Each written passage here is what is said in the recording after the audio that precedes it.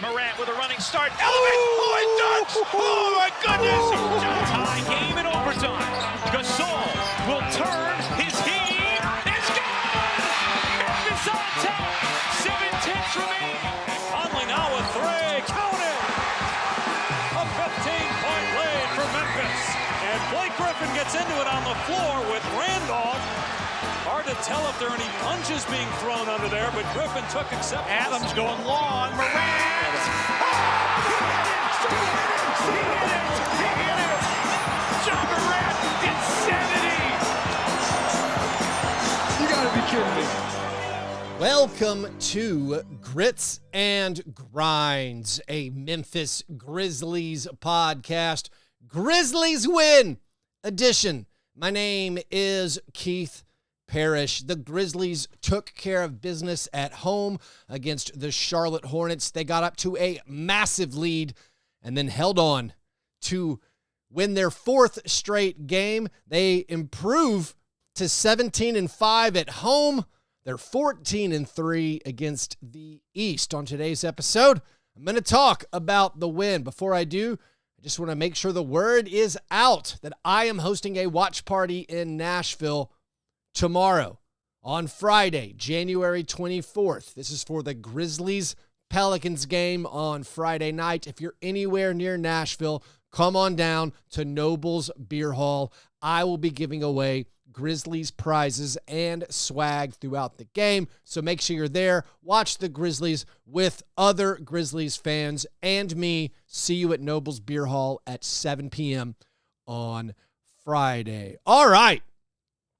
This was one half of a great game and then kind of not the best second half. The Grizzlies sort of got thrashed in the second half, but it didn't matter because the Grizzlies had a 30-point lead at halftime. They got up by 35 midway through the third quarter. They were ahead 78-48 at the break. That's just the fourth time in team history they had 78 or more at halftime. This is the second time this season they've done that, though. By the way, the team record for points in a first half is 86. That actually happened before Taylor Jenkins. This was the end of the 2019 season. They dropped 86 in a first half against the Warriors. I think Bruno Caboclo was heavily involved in that 86-point half. I could have looked it up, but I did not. But the Grizzlies got out to a big lead, led by 30 at halftime. By the way, that is only the fifth time in franchise history that they've led by 30 or more at halftime.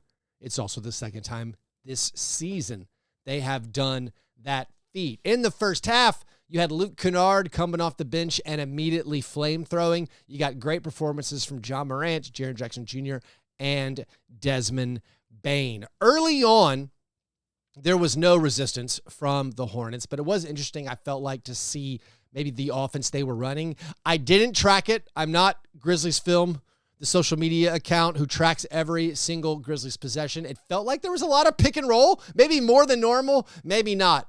Maybe I'm just remembering some key plays. Like they got Zach Edey on a pick and roll where Ja Morant threw a lob to him and Edey finished. They also posted up a good bit. A lot of the highlights were like Zach Edey got a post-up bucket early in the game. Jaren, at the end of the first quarter and start of the second quarter as they began building their lead, had a lot of post plays. But mainly, the Grizzlies got whatever they wanted. They were also hitting their three-pointers. Of course, that's a big key to success in the NBA. The Grizzlies made 11 three-pointers in the first half, led by Luke Kennard making 6 three-pointers in the first half. Luke Kennard finished with a season-high 23 points.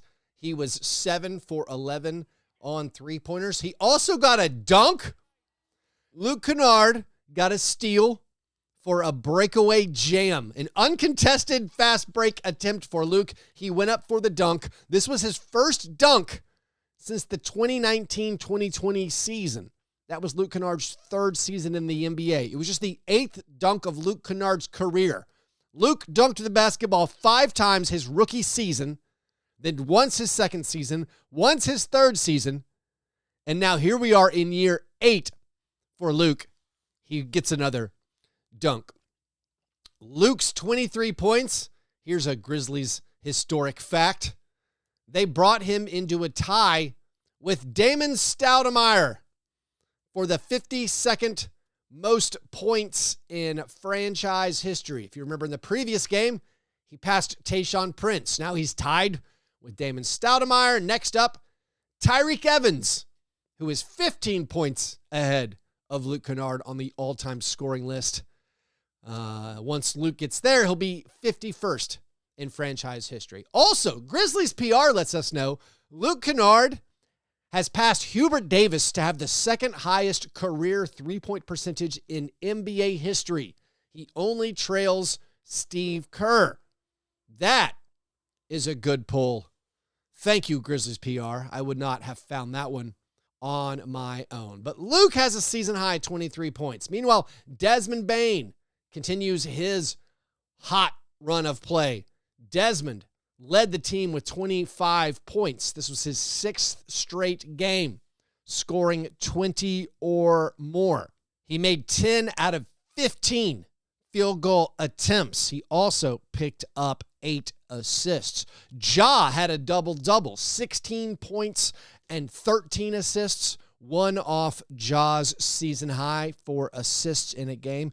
Only took 9 field goal attempts. He hit a three-pointer to start the game, but then he was really in set his teammate up mode.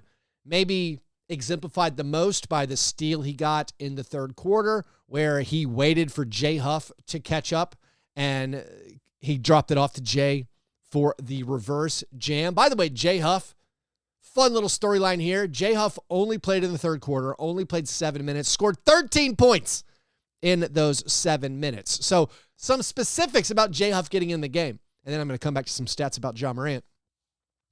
Jay Huff did not play in the first half. We focus a lot on the rotation. Now that Gigi Jackson is back, what's the rotation going to look like? How many players are they going to play? Well, in the first half of this one, they only played 10 guys, a 10-man rotation. Now, Jake LaRavia was not available. Jake LaRavia missed the game with lower back soreness. So that made this decision to only play 10 guys way less controversial. Taylor Jenkins' decision was helped out by the injury report, and maybe we'll see more of that. Maybe the injury report will, conveniently leave some bench guys out every now and then with various injuries. Not saying there's a conspiracy here, but Jake LaRavia not available for the game. Thus, it made the coaching staff's decision on who to play a little bit easier. Only Jay Huff, among the guys who normally play, was left out. So you played 10 guys, your normal starters off the bench: Scottie Pippen Jr., Luke Kennard, Gigi Jackson, Santi Aldama, and Brandon Clark. Then in the second half, Zach Edey picks up 2 quick fouls. Brandon Clark subs in. Brandon Clark picks up his 4th foul. So then they turn to Jay Huff, who is the 11th guy to check in. Jay Huff erupts for 13 points in those 7 minutes he played in the third quarter. By the way, this was Jay Huff's 39th appearance of the season for the Grizzlies. That's not notable on its own. However, that does mean Jay Huff has now played more games as a Memphis Grizzly than Marcus Smart. We're still waiting on Marcus Smart. Now, Jay Huff, 39 games played for the Grizzlies. Marcus Smart has only played 38 games. Also, by the way, Xavier Henry only played 38 games for the Grizzlies. Fun fact right there. Anyways, going back to Ja Morant's stats. So this was a high assist game for Ja Morant, 13 assists. As we know, high assists for Ja has usually translated into Grizzlies victories. This was also a low field goal attempt game for Ja Morant. I did not know these splits specifically, but I looked at them and they were interesting. Right now, when Ja Morant doesn't have to shoot the basketball very much, the Grizzlies usually win. Like, we already know the assists and the turnover thing. So Ja did have 5 turnovers in this game. Coming into the game, the Grizzlies were only 4-6 when Ja Morant has 5 or more turnovers. But perhaps those turnover stats are overpowered by the assist stats. Right now, the Grizzlies are 16-3 when Ja has at least 5 assists. And his splits now in victories, Ja Morant is averaging 8.8 assists and 3.1 turnovers. In losses, still, remember, 5.4 assists and 5.6 turnovers. But the shot attempt splits, I think these are very interesting. Check this out. The Grizzlies right now are undefeated. They are 11-0 if Ja takes fewer than 15 field goal attempts. They are 7-8 if he takes 15 or more. They are 0-5 if he takes more than 20 field goal attempts. Now, the obvious context for this, important context, don't misinterpret these stats.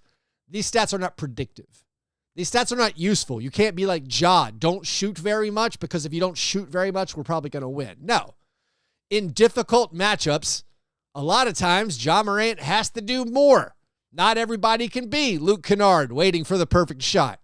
Ja has to shoot the basketball a lot. In tough matchups, he ends up having to shoot the basketball more. But I did still find those stats to be interesting. And I think it obviously shows when everyone else is involved, when Ja can be playmaker, the Grizzlies have had a lot more success. Again, the numbers, 15 or fewer shot attempts, the Grizzlies 11-0. 7-8 if he has to take 15 or more. Now, Jaren Jackson Jr.'s game, it felt like he scored when it mattered.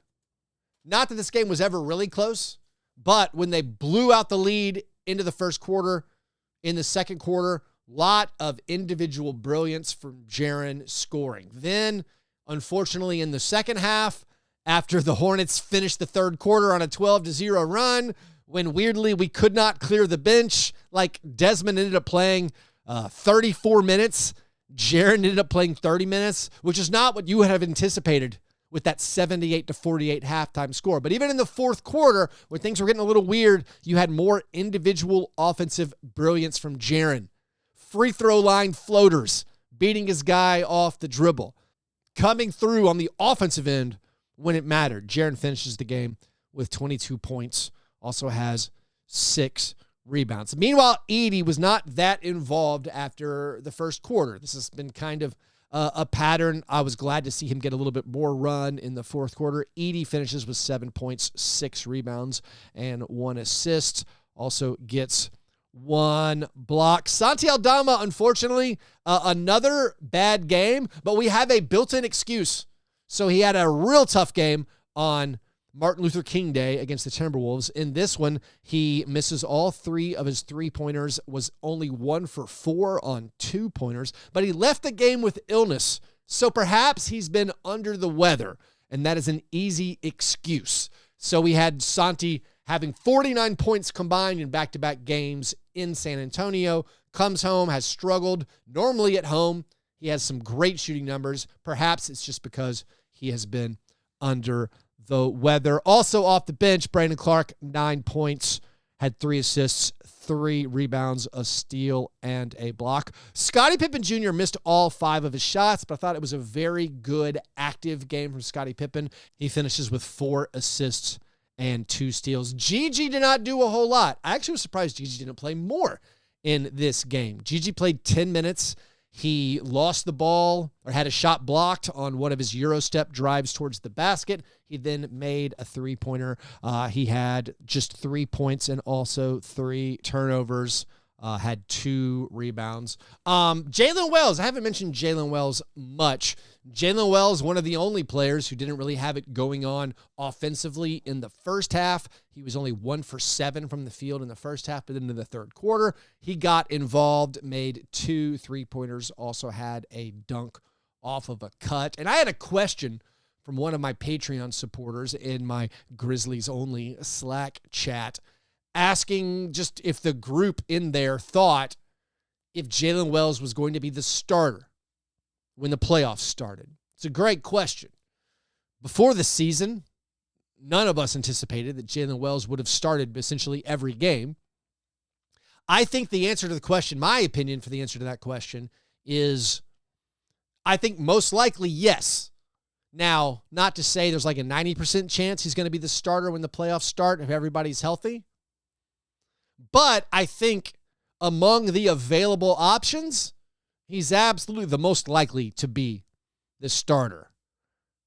With the defense he has shown, with the offensive poise he has shown, with his shooting ability, even though maybe it's waxed and waned a little bit, but basically He's a spacing threat. Everyone guards him close on the perimeter. He is doing the needed spacing activity even when the shots don't go in. Now, maybe in the playoffs, teams are going to sag off of him and dare him to shoot. He has not shot that well against good opponents. Maybe that's just random. He's had some bad shooting nights in the tough games. But I do think right now I'd probably handicap it something like, I don't know, I feel like there's a 60% chance that Jalen Wells is the starter or a starter when we get to the playoffs. I think there's like a 20% chance that Marcus Smart is the starter, although I think Marcus Smart, if he's still on the team in 2 weeks after the trade deadline, I think maybe they're going to keep him in that sixth man role. I don't think Gigi Jackson is a threat this season to take over that starting role from Jalen Wells. Of course, Gigi could. Once he gets his footing, he showed enough. He has that size and the athleticism and some shooting ability, some scoring ability that maybe that would be a look they go to. But I feel like things would have to take a big turn for them to turn away from Jalen Wells, and I don't see that happening. I think the Grizzlies are going to cruise to 50 wins. And if Jalen Wells is your starter the whole time, I don't think you're going to change course there. Now, Vince Williams Jr.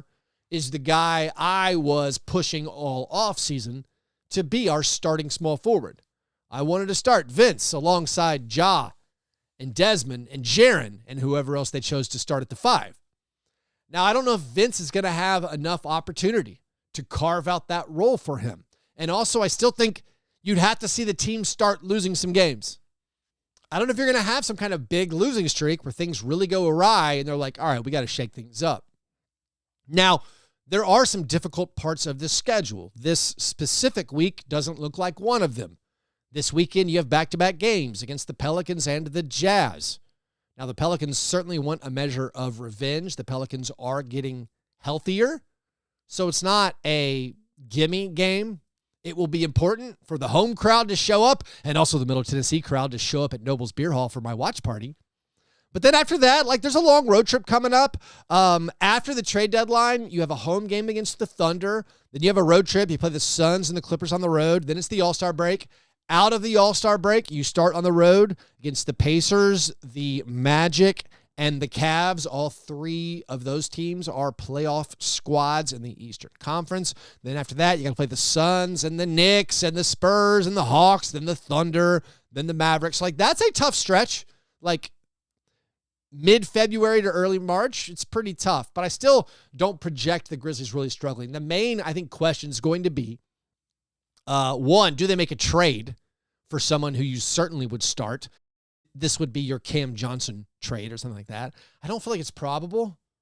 It's possible, but I don't know if it's probable. And then your next question is, how healthy are Marcus Smart and Vince Williams Jr., and how well are those guys playing? But right now, I'd say Jalen Wells probably going to be the starter when the Grizzlies make it to the playoffs. And finally, I have omitted some Grizzlies news that occurred. It's my fault. I just never got to it on any episode. But it's interesting. I think it has to do with their newest two-way player. The Grizzlies signed Zion Pullen, which is a fun name to say. They signed him a couple of weeks ago. They got rid of Colin Castleton, who, in my humble opinion, did not show much in his time on the Grizzlies. Now, I'm not watching hustle games, so maybe he was doing stuff there, but he did not provide much, and they went out and got this guy, Zion Pullen, who is a shooting guard, who apparently is tearing it up in the G League. So that's an interesting look there. I think this is purely an upside play. I think this is purely them trying to get a guy who they think might have a bright future in the NBA. And you don't really worry about positional needs, I don't feel like, with your two-way contracts. Sometimes you do. Of course, sometimes you're in the situation like last season. We need any center. Trey Jemison, come on down. And the Grizzlies did have holes on their roster this year coming into the year, and we looked at Scottie Pippen Jr. on the two-way being like, that's actually an important role to have. We need another ball handler. Well, then they promoted Scottie Pippen Jr. We also looked at the front court situation. We still thought we were short on bigs, Zach Edey being a rookie. Hey, let's try to find the best possible center, maybe even an older guy on a two-way who we think is better than Trey Jemison. That's how Jay Huff ended up on the team. Now, once they promoted Jay Huff and Scottie Pippen Jr., we ended up with maybe some more projects, your Yuki Kawamuras, maybe Cam Spencer. But Cam Spencer, I still feel like, he falls in the category of like a win now, an older guy. Remember, he was 24 as a rookie. But I think this guy, Zion Pullen, is more of a project to see what happens, and it's a long shot play to find out if you can get a diamond in the rough, end up signing a very dynamic player to a cheap contract, help you dodge future luxury tax concerns, stuff like that.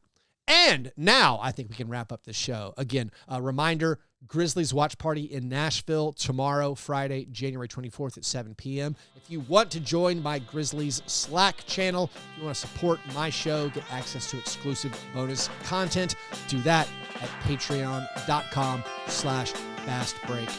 That's right. Hope you guys have a great day. I'll talk to you soon. Go Grizz.